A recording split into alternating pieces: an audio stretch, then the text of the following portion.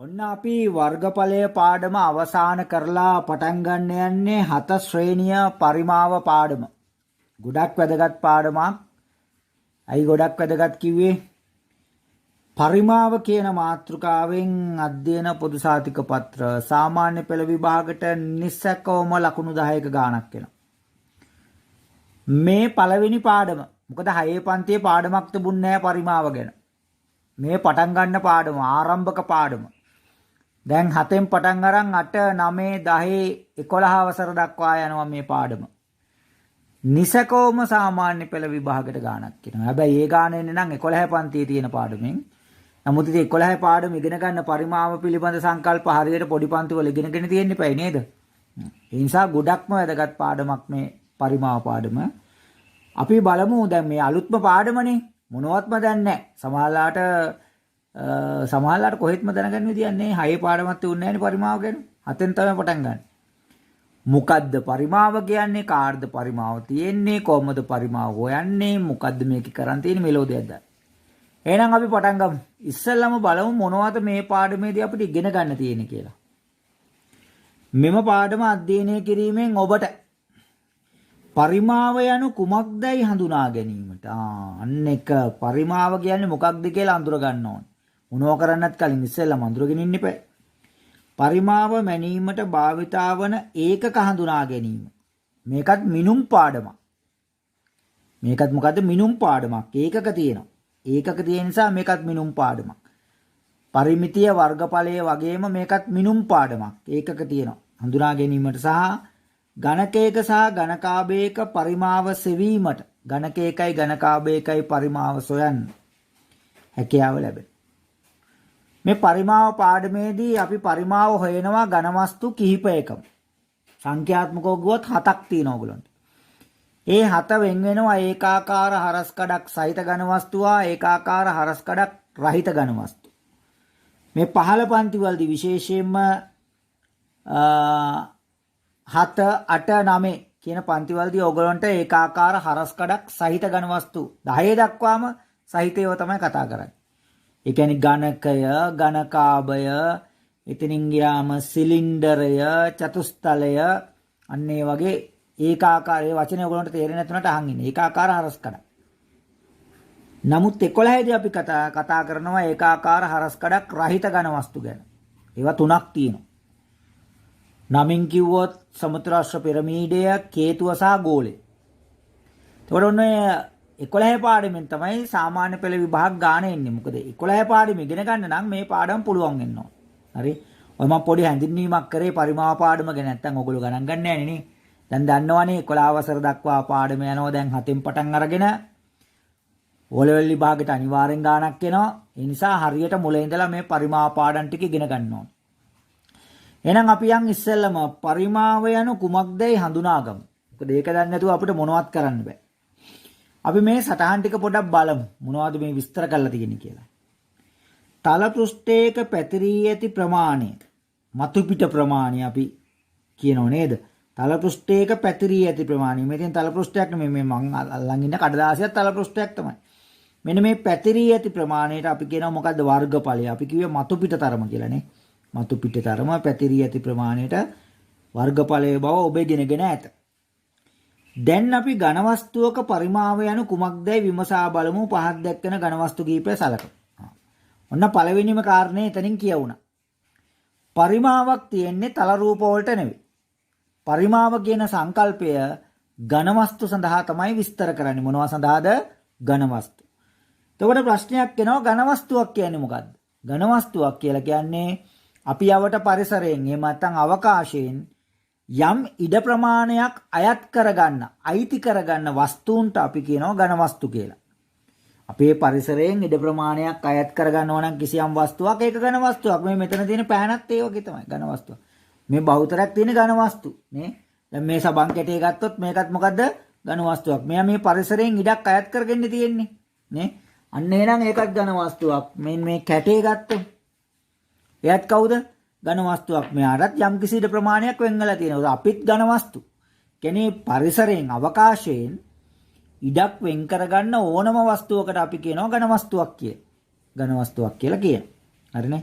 ඔන්න ඝන වස්තු ප්‍රශ්නේ ඉවරයි ඈ. ඝන වස්තුවක් කියන්නේ මොකක්ද කියලා ප්‍රශ්නයක් ආවනේ. ඒක අපි දන්නවා. මොකද අපි ඝන වස්තු හදලා තියෙනවානේ 6 7 පන්තිවලදී නේද? ඒතකොට ඝන වස්තුවක් කියන්නේ මොකද්ද? අවකාශයේ නවට පරිසරයෙන් යම් ඉඩ ප්‍රමාණයක් වෙන් කරගන්න ඕනෑම වස්තුවක් අපි හඳුන්වනවා ඝන වස්තුවක් කියලා. අපි බලමු. දැන් අපි ඝන වස්තුවක පරිමාව යනු කුමක්දයි විමසා බලමු. පහත් දැක්වෙන වස්තුන් කීපය සලකමු. බලන්න වස්තු මොකද්ද බලන් තියෙන්නේ? ගඩොල් කැටයක් නේ. ආමම් ඉස්සලා පෙන්නුවේ ධාතු කැටයක්. එකක් මයි ගාව තියෙනවා මේ. ධාතු කැට නම් තියෙනවා පොඩි හේකුයි ලොකු හේකුයි දෙකක්. ධාතු කැටය. එතනින් ගියාම ගලක් නේ. ගලක්. ප්‍රතිමාව. ලී කොට කෑල්ල. බෝලයක් නේ. එතකොට මේගොල්ලෝ ඝන වස්තු. මේගොල්ලෝ ත්‍රිමාන. දිග පළල උස පෙන්වන කට්ටිය. මේගොල්ලෝ ඝන වස්තු. අන ඝන වස්තුවක විශේෂ ලක්ෂණය තමයි ත්‍රිමානයි. දිග තියෙනවා, පළල තියෙනවා, උස තියෙනවා. දැන් මෙයාගේ දිගයි පල්ලයි විතරයිනේ තියෙන්නේ. ඒකට මේගොල්ලන්ට අපි කියන්නේ ද්විමාන. ඒකට මේගොල්ලෝ ද්විමාන. දිගයි පළලයි විතරයි තියෙන්නේ. දිගක් පල්ලක් විතරක් තියෙනවා නම් ද්විමාන. එතකොට මේගොල්ලන්ගේ දිග තියෙනවා, පළල තියෙනවා, උස තියෙනවා. දැන් මෙයාගෙත් මේ දිග තියෙනවා, පළල තියෙනවා, උස තියෙනවා.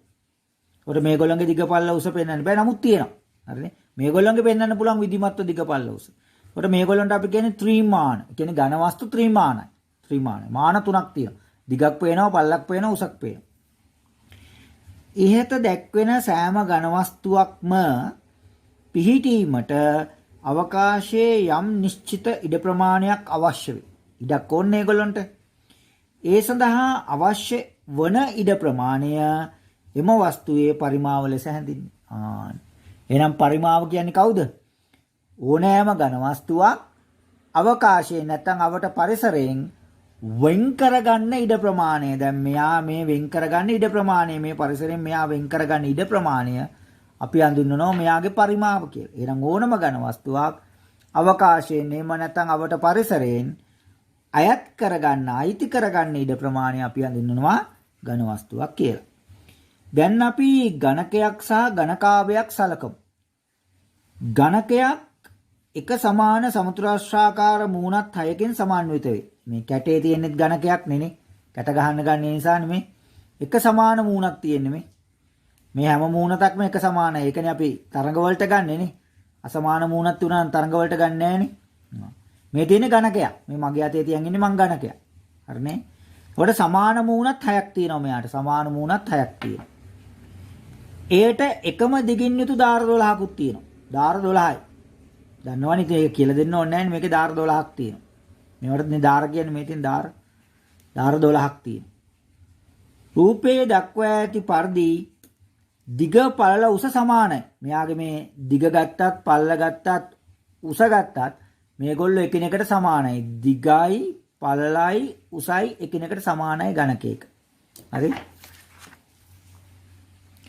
ඝනකාභයක් එක සමාන ඍජුකෝණාශ්‍ර තල පෘෂ්ඨ යුගල බැගින් යුගල තුනකින් සමන්විත වේ.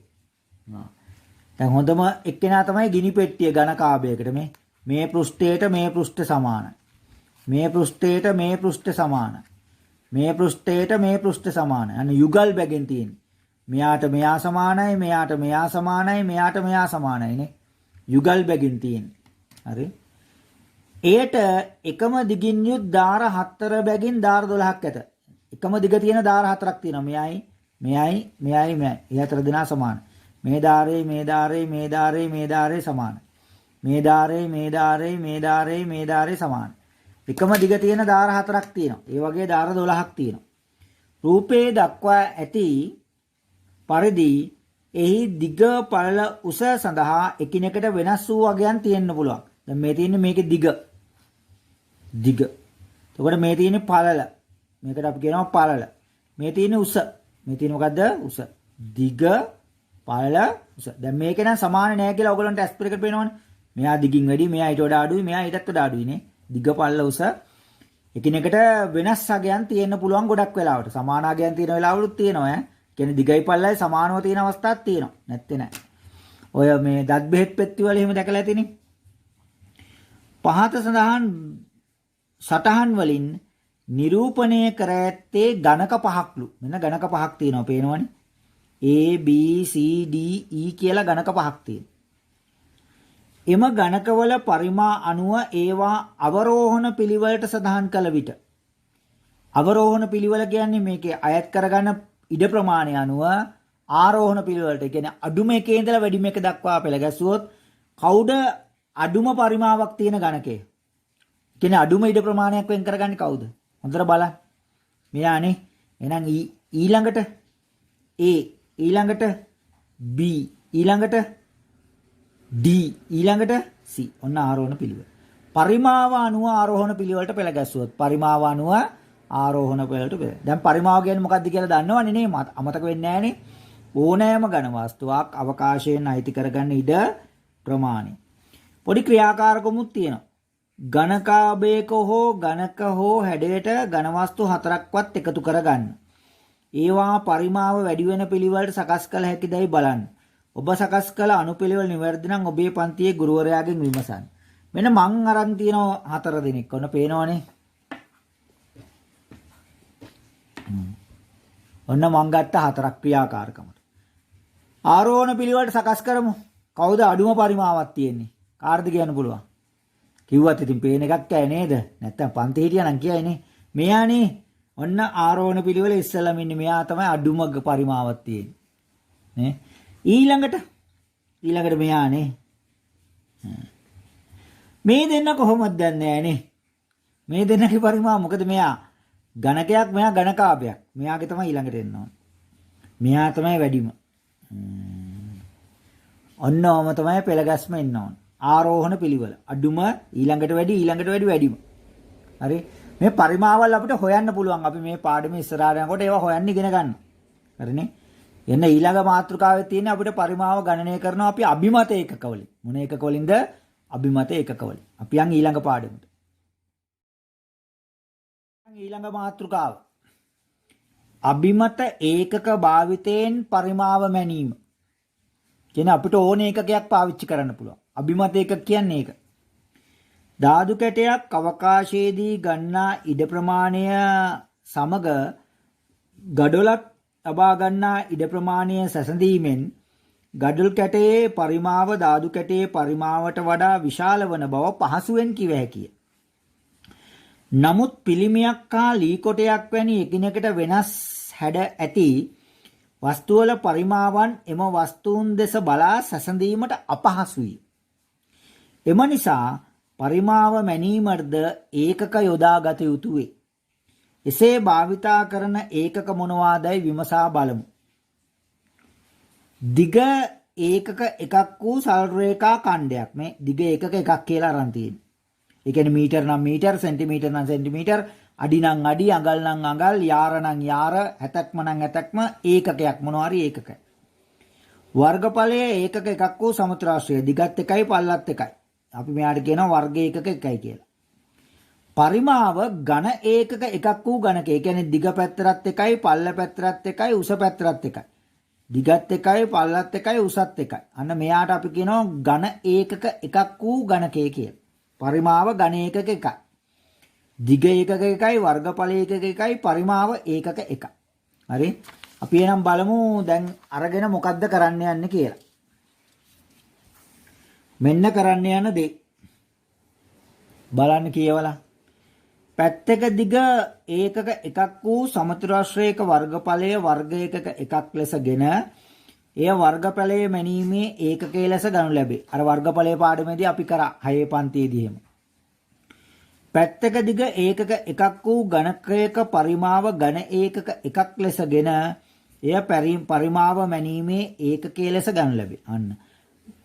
එතකොට පැත්තක දිග ඒකක එකක් වන ඝනකය අපි ගන්නවා මේ පරිමාවයින ඒකකයක් විදියට. එක සමාන ඝනක 8ක් භාවිතයෙන් නිර්මාණය කරන ලද ඝනකාභ කීපයක් පහත රූප වලින් දක්වා ඇත. දැන් මේ එක් එක් ඝනකයේ පරිමාව සොයමු.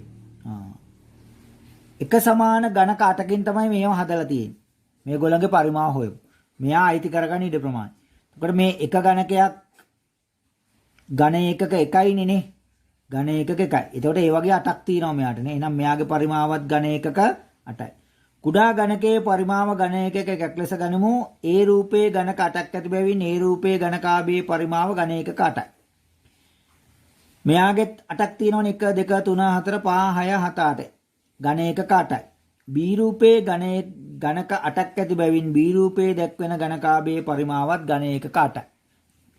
C රූපෙත් 1 2 3 4 5 1 2 3 4 5 6 7 8. C රූපෙත් ඝනක 8ක් ඇති බැවින් C රූපයෙන් දැක්වෙන ඝනකාභයේ පරිමාවත් ඝන ඒකක 8ක් වෙනවා.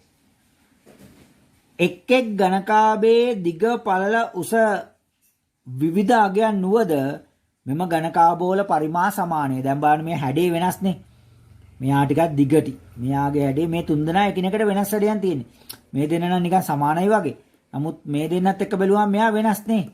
අන හැඩයෙන් වෙනස් වුණාට මේගොල්ලන්ගේ පරිමා වෙනස් වෙන්නේ නැහැ. මෙයාගෙත් ඝන ඒකක 8යි, මෙයාගෙත් ඝන ඒකක 8යි, මෙයාගෙත් ඝන ඒකක 8යි පරිමා. හරිනේ. ඔන්න එහෙනම් ඝන ඒකක 1 අභිමත ඒකකයක් විදිහට ලියා ගන්න. කියන්නේ දිගත් ඒකක 1යි, පළලත් ඒකක 1යි, උසත් ඒකක 1ක් වන ඝනකාභයක් ඝනකයක් පරිමේ කියන්නේ ඒකකයේ විදිහට යොදාගෙන ඔන්න අපි මේගොල්ලන්ගේ පරිමා හෙව්වා. එතකොට ඝනකයේ තමයි අභිමත ඒකකයේ විදිහට අපි යොදා ගත්තා. අපිට ඔන්න පොඩි අභ්‍යාසයක් තියෙනවා. අපි ඒක කරමු ඊළඟට.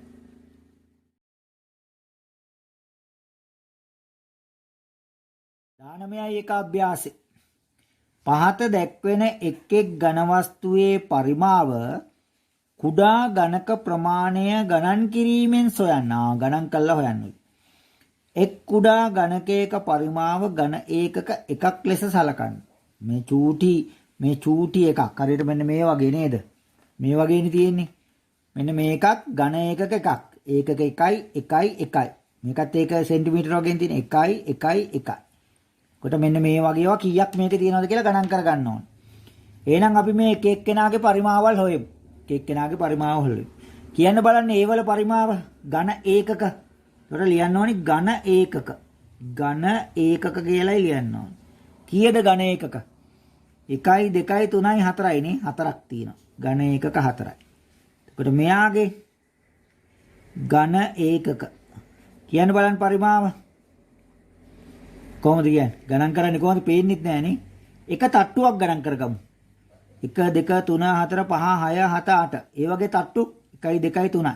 එක තට්ටුවක ගියද 8යි. ඒ වගේ තට්ටු 3යි. මේකෙත් 8යි මේකෙත් 8යි මේකෙත් 8යි මේකෙත් 8යි. එහෙනම් ඝන ඒකක 24යි නේ.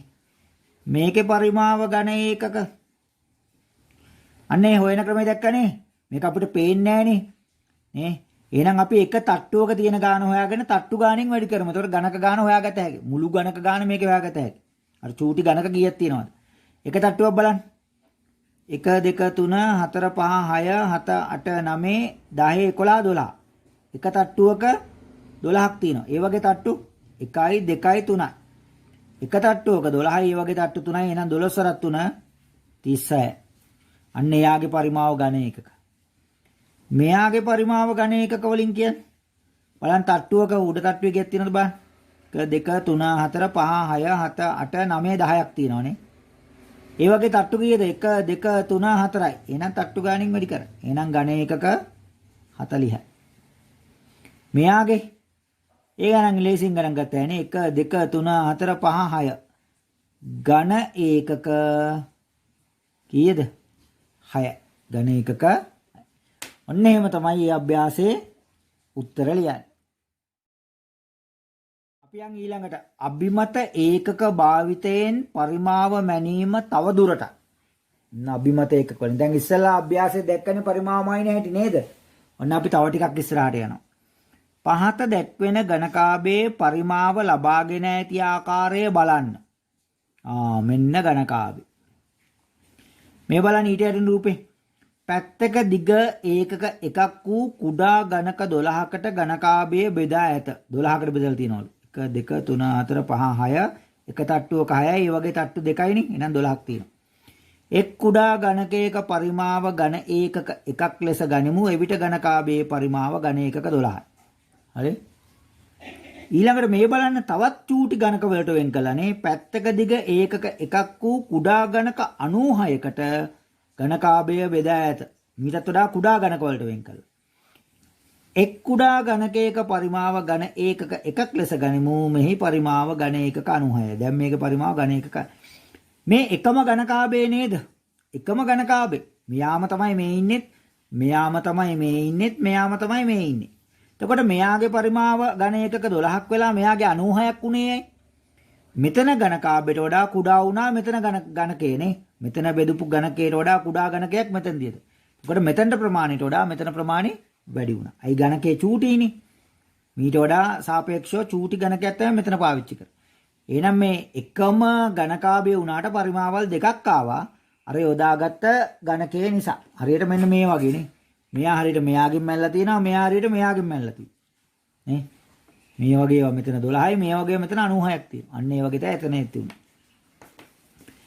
මෙහිදී අප මිනුම ලෙස යොදාගත් කුඩා ගණකයේ පරිමාව අවස්ථාවෙන් අවස්ථාවට වෙනස් බව අවබෝධ කරගන්න. ඒ කියන්නේ මෙයා යොදාගත්තොත් 12යි මෙහෙම යොදාගත්තොත් 96ක් තියෙනවා.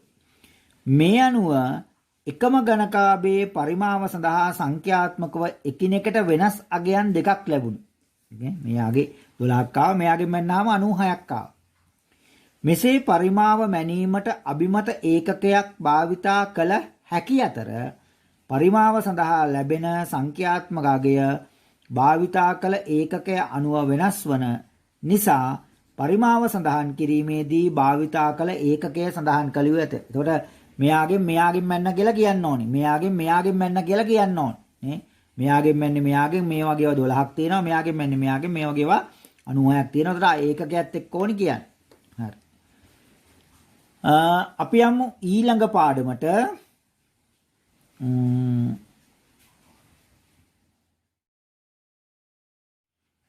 පරිමාව මනින සම්මත ඒකක. ඉස්සෙල්ලා කතා කරේ අභිමත ඒකකනේ. ඔන්න දැන් යන්නේ එහෙනම් වැදගත්ම පාඩමට. සම්මත ඒකක. Standard units. සම්මත මිනුම් වලට යන්නේ අපි. එකම ඝන වස්තුවේ පරිමාව සඳහා භාවිතා කළ ඒකකය අනුව විවිධ අගයන් ලැබිනි. මෙම විවිධත්වය මගහරවා ගැනීම සඳහා පරිමාව මැනීමට සම්මත ඒකක භාවිතා කරනු ලැබේ. දැන් ඉස්සෙල්ලා දැක්කනේ මෙයාගෙන් මයින්කොට 96ක් ආවා මෙයාගෙන් මයින්කොට 12ක් ආවනේ. එතකොට ඒක එකම ගණකේනේ පරිමාවල් දෙකක් ආවා. එතකොට අපිට ප්‍රශ්නයක් නේ. මේ මනිනේ ඒකකය අනුව තමයි පරිමාව එන්නේ. එතකොට එහෙම එන එක අපිට ප්‍රශ්නයක් නිසා අපි දැන් ඔන්න භාවිතා කරන්න යනවා සම්මත ඒකක. හරි? අපි බලමු මොනවද සම්මත ඒකක විදියට අපිට යොදා ගන්න පුළුවන් පරිමාවම ඉන්න කියලා. පරිමාව මැනීමට පැත්තක දිග සෙන්ටිමීටර් 1ක් වූ ඝනකයක පරිමාව සම්මත ඒකකයේ ලෙස භාවිතා කරනු ලැබේ. මේ වගේ කෙනෙක් මේ සෙන්ටිමීටර් 1යි සෙන්ටිමීටර් 1යි සෙන්ටිමීටර් 1යි. දිගත් සෙන්ටිමීටර් 1යි පළල සෙන්ටිමීටර් 1යි උසත් සෙන්ටිමීටර් 1යි. ලෙස භාවිතා කරනු ලැබේ. එය හඳුන්වන්නේ නම ඝන සෙන්ටිමීටර්. කොහොමද හඳුන්වන්නේ? දිගත් එකයි පළලත් එකයි උසත් එකයි වුණොත් මෙයාගේ පරිමාව අපි හඳුන්වන්නේ ඝන. වචනේ මොකද්ද? ඝන සෙන්ටිමීටර් එකක් වන අතර ඒක ලියන්නේ කොහොමද? මෙන්න මෙහෙම. 1යි cm බල 3. දැන් වර්ග සෙන්ටිමීටර් නම් අපි ලියන්නේ මෙහෙම cm බල 2 කියලානේ වර්ගඵලයේදී. දැන් මෙතන පරිමාව නිසා මේක cm බල 3ක් එන්න ඕනේ. ඇයි cm ලා 3 දෙනෙක් එනවනේ? cm 3 දෙනෙක් ගුණ වෙන්න නිසා cm ලා 3 දෙනෙක් එනවා. එතකොට මේක කියවන්නේ ඝන සෙන්ටිමීටර්. කොහොමද කියවන්නේ? ඝන සෙන්ටිමීටර්. හරි? right. අපි යමු ඉස්සරහට තවත් මොනවද පාඩමේ විස්තර කරන්න කියලා බලන්න. විශාල පරිමාවක් මැනීමට පැත්තක දිග මීටර් 1ක් වූ ඝනකයක පරිමාව ඒකකයක් ලෙස යොදා ගනු ලැබේ. එහි පරිමාව ඝන මීටර් 1ක් වේ. මෙතන මීටර් 1යි. මීටර් 1යි. දිගත් 1යි පළලත් 1යි දිගත් 1යි පළලත් 1යි උසත් 1යි. දිගත් 1යි පළලත් 1යි උසත් 1යි. මීටර වලින් ගන්න නේද මෙයාගේ පරිමාව අපි ගන්නවා ඝන මීටර එකක් කියලා. ඒකට සෙන්ටිමීටර වලින් ගත්තොත් ඝන සෙන්ටිමීටර. මීටර වලින් ගත්තොත් ඝන මීටර. එහි පරිමාව ඝන මීටර එකක් වේ. ඒකට මෙයාගේ පරිමාව ඝන මීටර එකයි. ඝන මීටර එක ලියන ලබන්නේ 1 m බල 3. m බල 3. එහෙනම් ඔන්න දරුවනේ අපි පරිමාව සෙවීම සඳහා සම්මත ඒකක දැනට දෙකක් හොයාගත්තා. මේ මිනුම් තියෙන සෙන්ටිමීටර් වලින් නම් මොකෙන්ද පරිමාවම ඉන්නේ? ඝන සෙන්ටිමීටර් වලින්. මිනුම් දීලා තියෙන්නේ මීටර වලින් නම් ඔන්න අපි මයින්නවා ඝන මීටර වලින්. ඝන මීටර වලින්.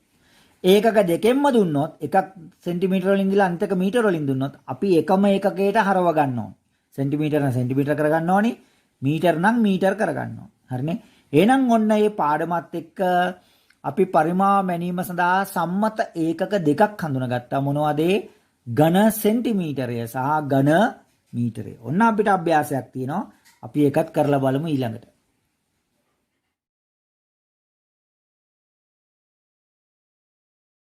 අපි යන්නේ 19යි 2 අභ්‍යාසෙට. පහත දී ඇති ඝන වස්තු වල පරිමාව ඝන සෙන්ටිමීටර වලින් සොයන්න එක් කුඩා ඝනකයක පරිමාව ඝන සෙන්ටිමීටර 1ක් ලෙස දාන්න. මේ එක චූටි ඝනකයක පරිමාව ඝන සෙන්ටිමීටර 1යි. අර වගේම ඔහෙම තට්ටු වලට වෙන් කළා. පළවෙනි තට්ටුවේ ඝනක කීයද බලන්න 1 2 3 4 5 6 7 8 9යි. 9යි. තට්ටු කීයද 1 2 3. එහෙනම් 9 වරක් 3 නේ. 9 වරක් 3. එහෙනම් කීයද පරිමාව 27යි ඝන සෙන්ටිමීටර කියලා දැන් ඒකක දාන්න ඕනේ. මොකද මේ එක්කෙනෙක් එක ඝන සෙන්ටිමීටරේනි පරිමාව නේද?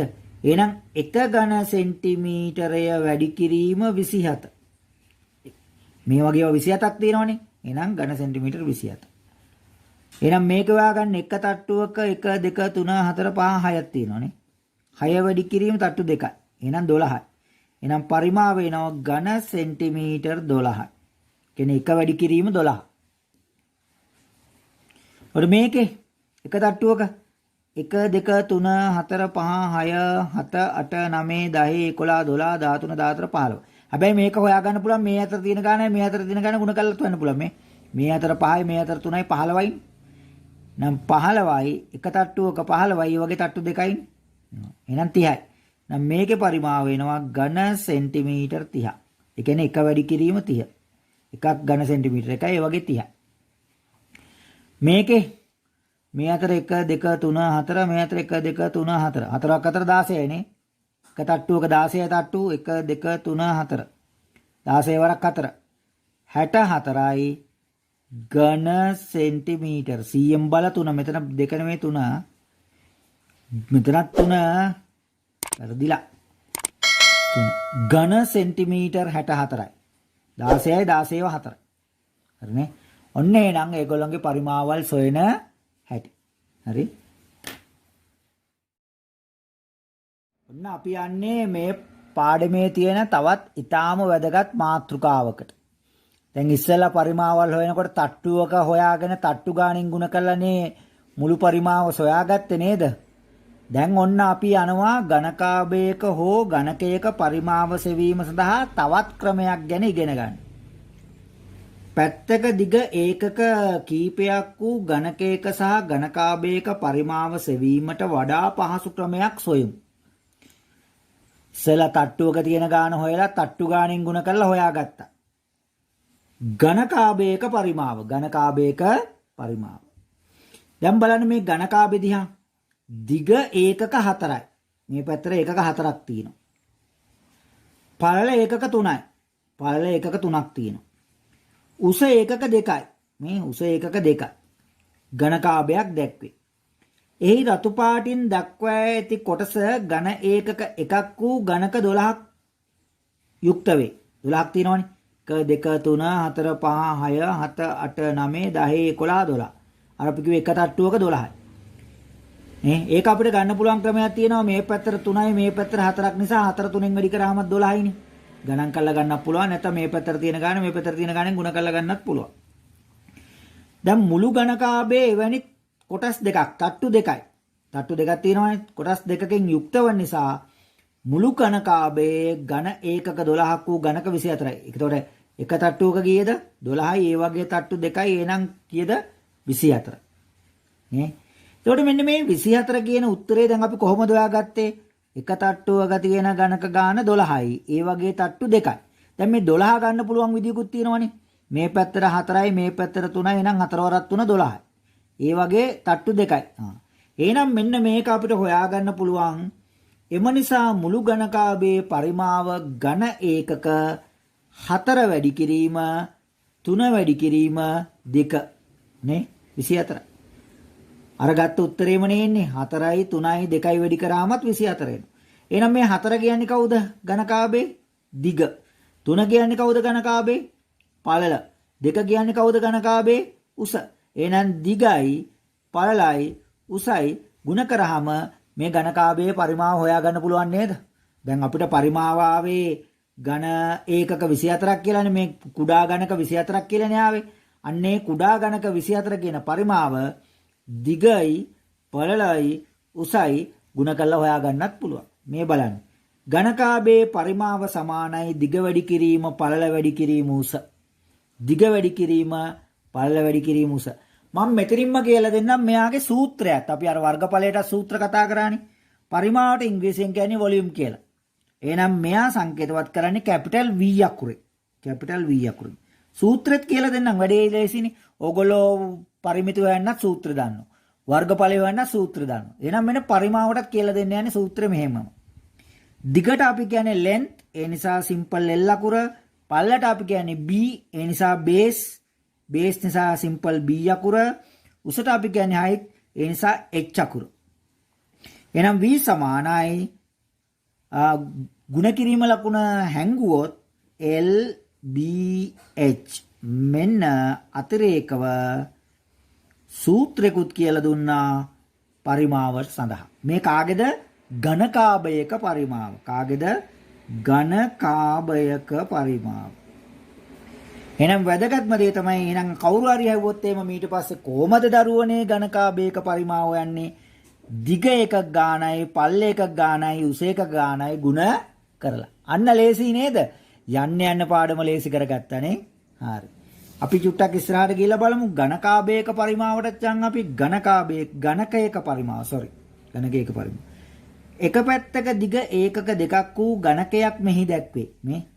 මෙහෙටත් 2යි මෙහෙටත් 2යි මෙහෙටත් 2යි. රතු පාටින් දක්වා ඇති කොටස ඝන ඒකක එකක් වූ ඝනක 4ක් තියෙනවා. මේ 1 2 3 4. එතකොට එක තට්ටුවක ඝනක 4යි ඒ වගේ තට්ටු දෙකයිනේ. එහෙනම් මුළුක ඝනක ගාන කීයද? 8යි. දැන් ඒකෙත් බලන්න මේ අතර 2යි මේ අතර 2යි මේ අතර 2යිනේ මෙතනත් 2යිනේ. මේ තුන් දෙනා ගුණ කරාමත් මේ 8 ගන්න පුළුවන් නේ. 2 වැඩි කිරීම 2 වැඩි කිරීම දෙකිනුත් 8 එනවනේ නේ. මේ කියලා තියෙන්නේ. මේක තට්ටුවක තියෙන ඝනක ගාන 2 2 වැඩි කරලා ගන්න පුළුවන් 4යි. එතකොට තට්ටු ගානෙන් ගුණ කරාම එක තට්ටුවක 4යි 4වත් 2 8යිනේ. එතකොට එම නිසා පැත්තක දිග දෙකක් වූ ඝනකයක පරිමාව ඝන ඒකක 2 වැඩි කිරීම 2 වැඩි කිරීම දෙකිනුත් ගන්න පුළුවන් 8යි කිය. පැහැදිලිද? එක තට්ටුවක තියෙන ගාන 4යි ඒක දෙකෙන් වැඩි කරාමත් 8යි. එහෙම නැත්නම් මෙහෙම ගන්නත් පුළුවන්. දික් අතට 2යි. පල්ල අතර 2යි. උස අතර 2යි. එහෙනම් ඒකේ දිගයි පල්ලයි උසයි ගුණ කරලා ගන්න පුළුවන්. දැන් මේක ඝනකයක් නිසා මේකේ දිගයි පල්ලයි උසයි සමානයිනේ නේ. එහෙනම් ඝනකයේ පරිමාව දිග වැඩි කිරීම පල්ල වැඩි කිරීම උස. 2 වැඩි කිරීම 2 වැඩි කිරීම 2 8 එනවනේ. එහෙනම් දිග වැඩි කිරීම පල්ල වැඩි කිරීම උස. දැන් ඝනකයක තියෙන විශේෂ ලක්ෂණය මොකද්ද? දිගයි පල්ලයි උසයි සමාන. එහෙනම් අපි මේකට කියන්නේ පැත්තක දිග. පැත්තක දිග වැඩි කිරීම පැත්තක දිග වැඩි කිරීම පැත්තක දිග. එහෙනම් පැත්තක දිග බල 3. මෙන්න මේකටත් අපිට සූත්‍රයක් ලියන්න පුළුවන්. පරිමාව කියන්නේ v නේ. එහෙනම් දිග L පළලත් L උසත් L. ඒ පැත්තක දිගනේ. ඒතකොට L කියලා ගන්න. එහෙනම් v සමානයි L බල 3යි. ඔන්න සූත්‍රයකුත් ගොඩ නැගුවා. හරිනේ?